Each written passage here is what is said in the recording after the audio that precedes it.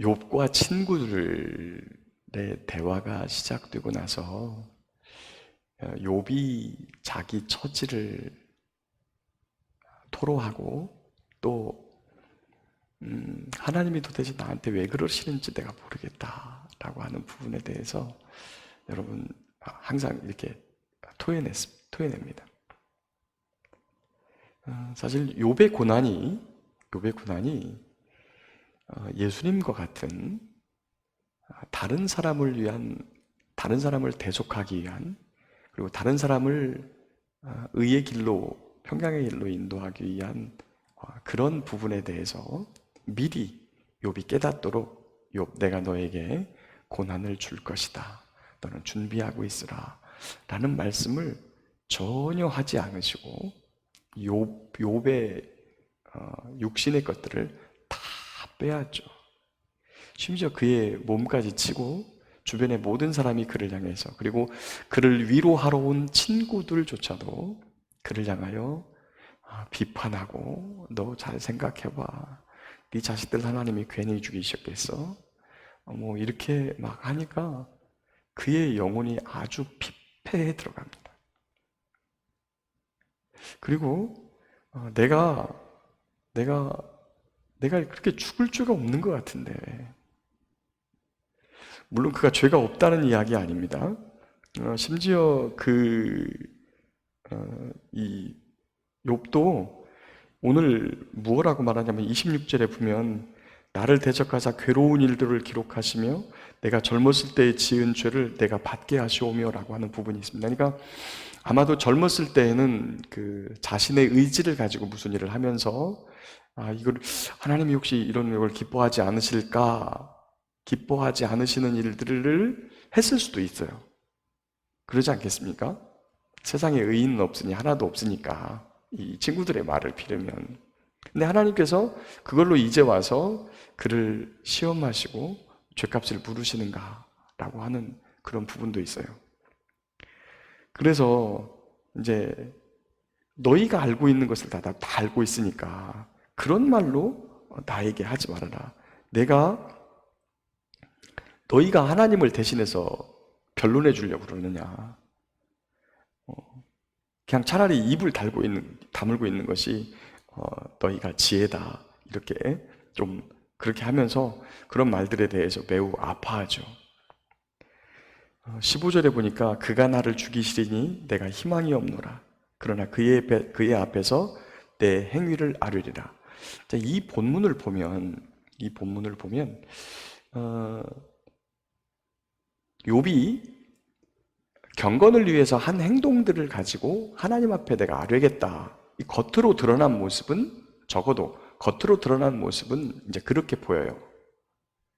그런데 여러분, 항상 행위는 어디에서 옵니까? 행위는 마음으로부터 옵니다. 마음은요, 이 안에 무엇을 믿느냐에서부터 따라 나옵니다.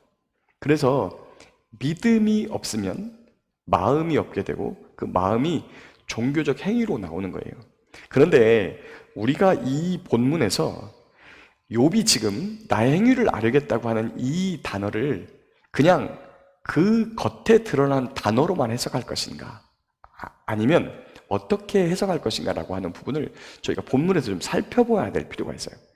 욥기 전체를 살펴보면 욥이 자기의 행위에 대한 부분에 대해서 내가 잘못한 것이 없는데 하나님이 나를 이렇게 하신다라고 하는 부분을, 많은 부분에 대해서 이야기해요. 근데 나중에 저쪽 뒤에 보면 욥이 무슨 말을 하냐면 나의 대속자가 언젠가 이 땅 위에 서실 것을 내가 안다, 내가 믿는다라고 하는 그런 부분이 있어요.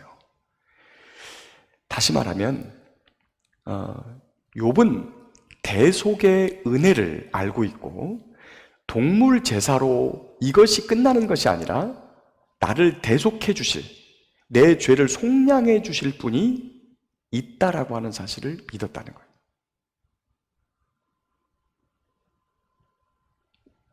지금 욥은 무엇을 고민하고 있느냐면 하나님의 부재를 고민하고 있어요. 왜 그러냐면 욥이 고난과 아픔을 당할 때, 여러분 욥기 1장부터 나오죠. 모든 소유를 빼앗기고 그래도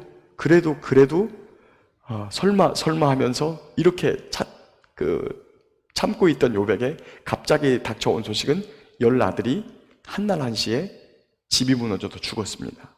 그럴 때 그가 옷을 찢고 배를 입고 머리에 재를 뒤집어 쓰고 금식하며 하나님 앞에 울기 시작합니다.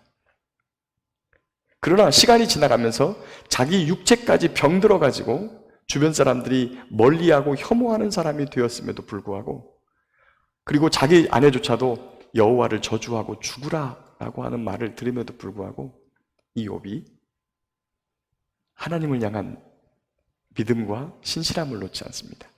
주신 이도 여호와시요 거두시는 이도 여호와시니 여호와의 이름이 찬송을 받으실지어다. 여러분, 그런 믿음을 가지신 분이 내가 행위를 옳게 하였다는 것에 대하여서 하나님께 말씀할까요? 22절, 주는 나를 부르소서 내가 대답하리이다. 혹 내가 말씀하게 하옵소서 주는 내게 대답하옵소서. 여러분, 이 부분이 내 행위가 옳으니까 하나님 제발 나를 보아주시고, 내가 그동안에 제사도 드리고 자식들을 위해서 제사도 드렸으니까 여러분 혹시 이 말씀이 이렇게 들려요? 아니, 그렇지 않죠. 여러분, 저희가 주일날 시편 27편을 통해서 또 It's OK라고 하는 그 노래를 부르면서 괜찮아라고 외치며 사람들에게 지금 힘들고 조금 길에서 자기가 계획하고 준비했던 길에서 벗어나 있습니까? 괜찮습니다. 우리 모두가 그렇습니다. 라고 위로하고, 또 다윗도 너희들 참고 기다리면서 여호와를 기다려라, 여호와를 기다려라, 강하고 담대하며 여호와를 기다리라고 했던 이 말씀이 무엇 때문에 했던 거죠? 하나님의 부재를 경험하니까. 그런데 그 순간에 내가 지금까지 잘해왔지 않습니까? 라는 것들을 하나님 내가 잘해왔는데 저한테 왜 그러세요? 이런 분위기예요? 절대 그렇지 않죠. 물론 지금까지 잘해왔어요. 무슨 죄가 있어서 지금 쫓겨다니는 게 아니잖아요. 무슨 죄가 있어서 암에 걸린 게 아니잖아요. 하나님께서 선하신 주님을 맛보아 알게 하시려고, 하나님의 영광을 알게 하시려고. 이 욥도 나중에 어떤 결론으로 갑니까? 욥이 하나님을 잘 몰랐어요. 그냥 하나님에 대해서 들었더니 이제 내가, 그래서 하나님도 무슨 이 고난의 원인을 설명하는 게 아니라 욥에게 네가 저 들에 있는 노루에게 먹이를 주냐? 네가 사자를 키우냐? 저 살림에게 네가 물을 주냐? 네가 하늘에서 비를 내리냐? 이렇게 하나님이 하시는 일과 하나님에 대해서 하나님이 말씀하시자 욥이 그동안에 많은 것을 했던 것 이야기를 입을 딱 닫고, 내가 그동안에 하나님에 대해서 듣기만 하였더니 이제 하나님을 알게 됩니다. 하나님의 영광을 우리에게 보여주는 거죠. 오늘도 하나님 앞에 간절한 마음으로 우리의 기도와 간구를 아냅니다. 그리하면 모든 지각에 뛰어난 하나님의 평강이 그리스도 예수 안에서 저희 마음과 생각을 지켜서 아버지 하나님 앞에 서게 하실 것을 믿습니다. 오늘도 하나님을 향해서 간절한 마음으로, 고난 중에 있는 우리 사랑하는 성도님들 간절한 마음으로 이렇게 욥처럼 기도했으면 좋겠어요. 22절에 주는 나를 부르소서 내가 대답하리이다. 혹 내가 말씀하게 하옵소서 주는 내게 대답하옵소서. 하나님께서는 이 고난과 아픔 속에서 당신의 영광과 아름다움을 우리에게 보여주기를 원하시고, 하나님의 선하심을 맛보아 알 수 있도록 우리를 이끄시는 분이신 줄 믿습니다. 기다리고 강하고 담대한 믿음을 가지고 기다리며 하나님을 향해서 내 아픔과 어려움, 그리고 그동안에 있었던 일에 대해서 내 입술로 토로하며, 때때로 아주 어렸을 때나 젊었을 때 했던 것이라도 잘못된 일이 생각나거든 고백하여 죄의 문제가 깨끗하게 도말하고 예수 그리스도의 이름으로 용서받고 치유받으며, 또한 우리 주님께서 놀라우신 사랑으로 우리의 삶을 회복시켜 주시는 그런 은혜가 기도의 현장을 통해서, 하나님과의 변론을 통해서 오늘도 우리의 삶에 나타나는 하나님의 선하심을 맛보는 복된 한 날 되시기를 예수님의 이름으로 축복합니다. 아멘. 기도하기 전에 제가 장로님들하고 이제 오늘 이 성대 문제 때문에 다시 상의를 해서 아마도 제가 지금 하려고 하는 방법은 메시지를 사용하는 방법입니다.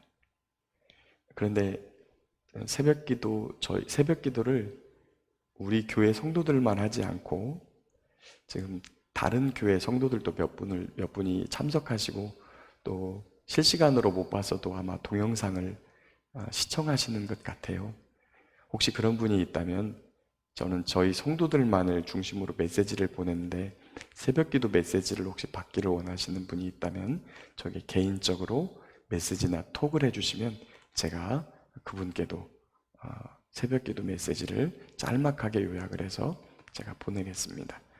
여러분께 다시 한번 죄송하다는 말씀을 드리고 목 상태가 좋아질 때까지 당분간 새벽 기도를 제 육성으로 듣는 것은